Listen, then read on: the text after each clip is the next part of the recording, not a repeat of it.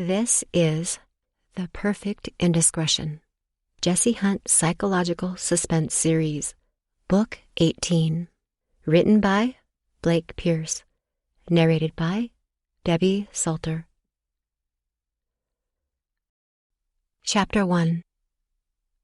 Dee Dee Albright thought that she had seen it all, but she was wrong. This time was different.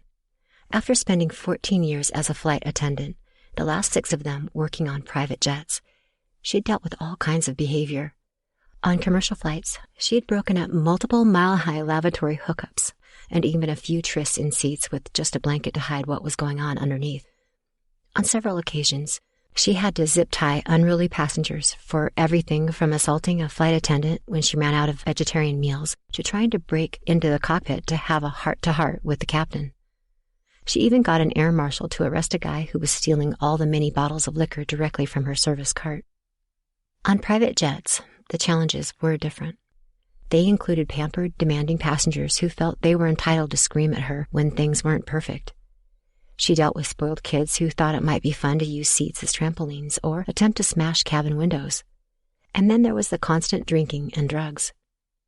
The jet was stocked with enough alcohol to satisfy a fraternity party, but people often felt the need to supplement the refreshments, and everyone seemed to bring their preferred chemical enhancement.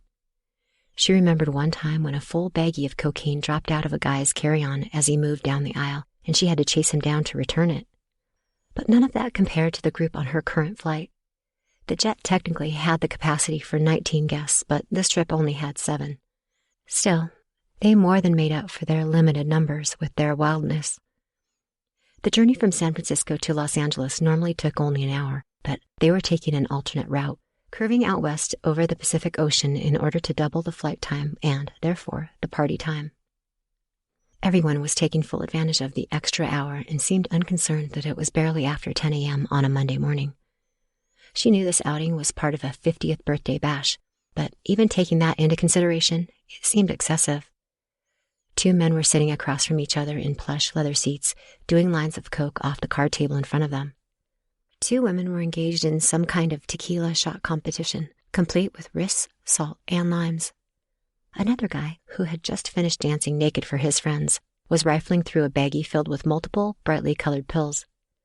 The sound system was blasting bass-heavy house music, and the lighting had been switched into dance club mode, which meant a darkened cabin with a kaleidoscope spray of rainbow lights and the occasional strobe thrown in for good measure. Dee Dee had developed a headache about 20 minutes into the flight, and it had only gotten worse since. The only positive